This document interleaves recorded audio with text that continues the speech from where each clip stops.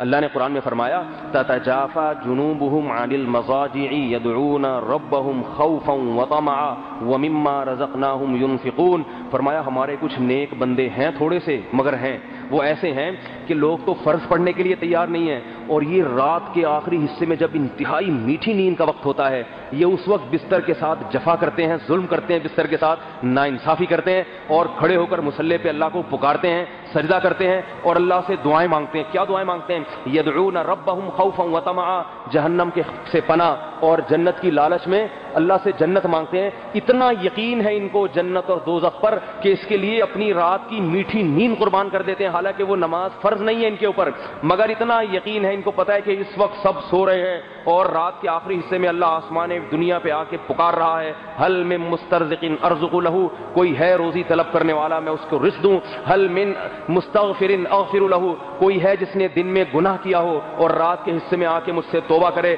فاغفر لہ، میں اس کی توبہ قبول کر کے اس کو معاف کر دوں، کوئی ہے. یہ صدائیں رات کے آخری حصے میں لگاتے ہیں اللہ تعالیٰ. خوش قسمت آدمی اٹھ کے وضو کر کے اللہ کے سامنے گڑ گڑاتا ہے. وہ یہ نہیں کہ اللہ یہ والا میرا دنیا کا کام کر دے، یہ بھی جائز ہے، یہ بھی مانگ سکتا ہے، لیکن وہ اللہ کیا فرماتا ہے، کیا مانگتا ہے؟ سب سے پہلے اے اللہ میری سب سے بڑی حاجت کیا ہے، مجھے جہنم کی آگ سے بچا لے اور مجھے جنت کی نعمتوں میں داخل کر دے، کیونکہ یہ دنیا مسافر خانہ ہے. یہاں اگر دولت کما لی تو بھی قبر میں، اور غریب رہا تو بھی قبر میں. قبر میں جانے کے بعد تو میرے بھائی سب برابر ہو جاتے ہیں. قبر کھود کے دیکھو، یہ بریگیڈیئر کی لاش ہے اور یہ کسی چپڑاسی کی لاش ہے، یہ وزیر اعظم کی لاش ہے. جتنے کیڑے وزیر اعظم کی لاش پہ ہوں گے اتنے ہی سبزی اور ٹماٹر بیچنے والے کی لاش پہ ہوں گے. سب قبرستان کے اندر جانے کے بعد حساب کتاب برابر، ساری عزت دولت سب یہی ختم. یہ احساس ہوتا ہے ان کو، لہذا اللہ سے کیا پکارتے ہیں؟ یدعون ربهم خوفا وطمعا. یہ تو جسم کو تھکا رہے ہیں، جسم کو تھکا رہے ہیں اللہ کے لیے. اور دوسرا کام کیا کرتے ہیں؟ وَمِمَّا رَزَقْنَاهُمْ يُنْفِقُونَ. سارا دن دکان پہ بیٹھ کے جو کمایا انہوں نے، کمایا. دوسرا تو لگا ہے کما لو کما لو کما لو کھا لو. یہ جو سارا دن بیٹھ کے انہوں نے کاروبار میں، دکان پہ اور ہوٹل پہ بیٹھ کے جو کمایا ہے، اس میں سے کچھ حصہ، سارا نہیں کیونکہ بیوی بچوں کا حق پہلے ہے، اپنی ذات کا حق پہلے، اپنا حصہ بیوی اور بچوں کا حصہ نکال کے جو بچتا ہے ينفقون، غربا پر، مساکین پر، مدرسوں پر، مسجدوں پر اور اللہ کے راستے میں خرچ کرتے رہتے ہیں. کیوں خرچ کرتے ہیں؟ قرآن نے بھی بیان کیا وَيُطْعِمُونَ الطَّعَامَ عَلَى حُبِّهِ مِسْكِينًا وَيَتِيمًا وَأَسِيرًا. فرمایا غریبوں کو، قیدیوں کو، مسکینوں کو کھلاتے رہتے ہیں.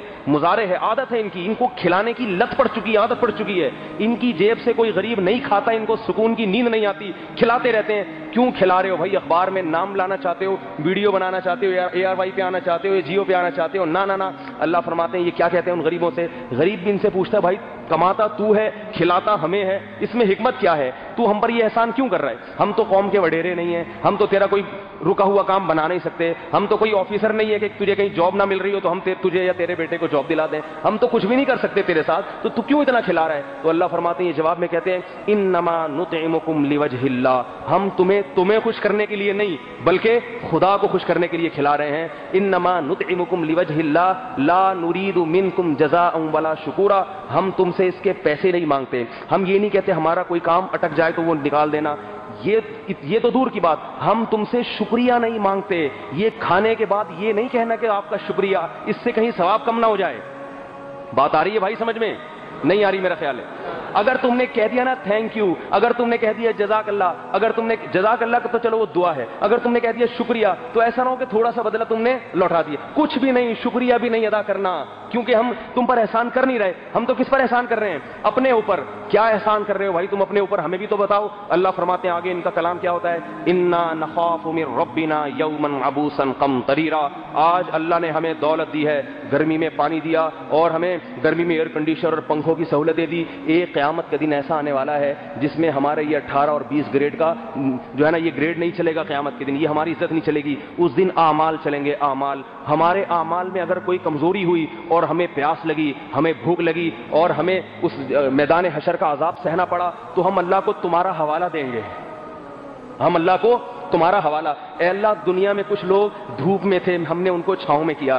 دنیا میں کچھ لوگ بھوکے تھے، ہم نے ان کو کھلایا، اپنا کما کے ان کو کھلایا. اے اللہ دنیا میں کچھ لوگ ننگے تھے، ہم نے ان کو پہنایا. دنیا میں کچھ لوگ بیمار تھے، تکلیف ہم نے ان کی علاج کر کے دور کی. آج ہم اس قابل تو نہیں ہے کہ تو ہماری مغفرت کر، لیکن ان غریبوں کا، ان دکھ پانے والوں کا تجھے واسطہ دیتے ہیں، تیری مخلوق کا دنیا میں خیال کیا تو آج ہمارا خیال کر کے اس دھوپ سے ہمیں چھاؤں عطا کر دے، اس پیاس میں ہمیں سیراب کر دے، اس بھوک میں ہمارے پیٹ کو بھر دے، اپنی رحمت کے سائے میں لے آ۔ اللہ فرماتے ہیں کہ اللہ ان کی اس پکار کو سنے گا، اور من جاء بالحسنۃ فلہ عشر امثالھا، جتنا تم نے کھلایا ہوگا اتنا نہیں، اس سے 10 گنا بڑھا کر تمہیں اس کا ثواب عطا کروں گا، کیونکہ یہ میں ہوں، اور ثواب بھی آخرت کا، دنیا کا نہیں، جو اس دنیا سے، جس کو جو ہے نا اس دنیا سے کمپیئر کیا ہی نہیں جا سکتا۔ تو یہ جذبہ جن لوگوں کا ہوگا، ملتا کیا ہے ان کو؟ یہ اللہ نے قرآن میں فرمایا فَلَا تَعْلَمُ نَفْسٌ مَّا أُخْفِيَ لَهُم مِّن قُرَّةِ أَعْيُن، فرمایا جو رات کی تنہائیوں میں اٹھ کے اللہ کے سامنے رو رہا ہے اور دن میں خرچ کر رہا ہے، کسی نفس کو خبر نہیں ہے کہ اللہ نے اس کے لیے آنکھوں کی ٹھنڈک کا کیسا سامان چھپا کے رکھا ہوا ہے، چھپا کے۔ بتایا کہ اگر چھپایا نہ ہوتا ساری دنیا کے کافر بھی اسی کام میں لگ جاتے، چھپا دیا ہے، چھپا دیا۔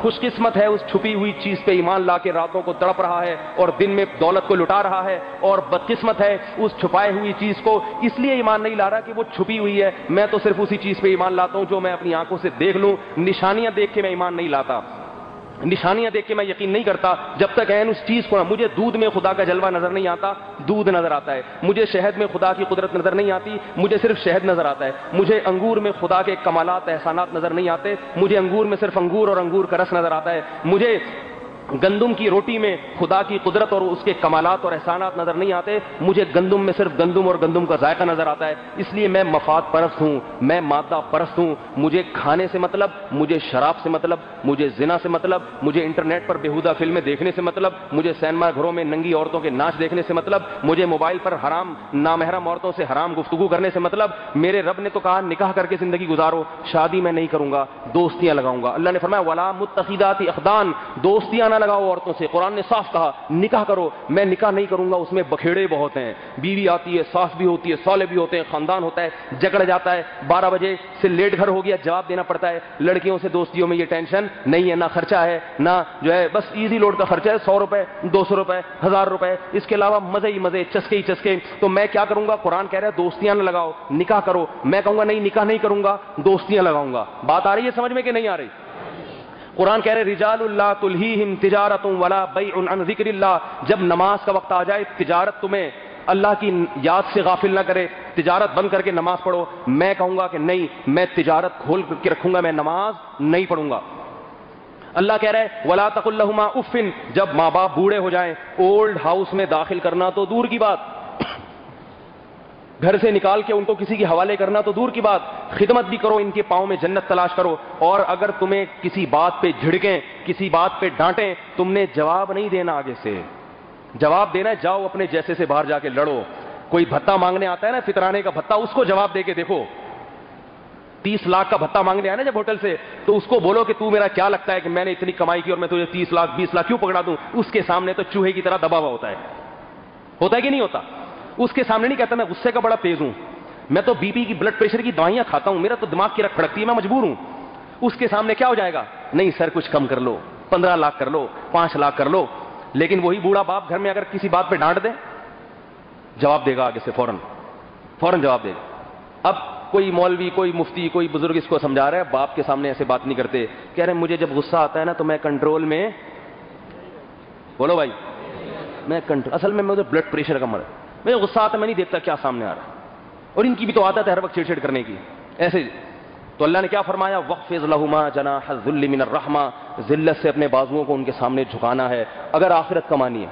تو بھائی انسان کی پیدائش کا مقصد، بنیادی مقصد آخرت ہے، آزمائش ہے، شکر گزار بنتا ہے یا ناشکرا۔ دنیا کی کوئی کتاب یہ مضمون نہیں بیان کرتی، یہ بات صرف کون بیان کرتا ہے؟ بنانے والا۔ اور کہاں بیان کی اس نے؟ اپنی کتاب میں۔ یہ ہے قرآن کی فضیلت دوسری کتابوں پر۔ بات آئی سمجھ میں کہ نہیں آئی ہے؟ مفتی طارق مسعود صاحب کے مزید بیانات کے لیے ہمارے چینل کو سبسکرائب کریں اور بیل آئیکن کو دبائیں۔ جزاک اللہ۔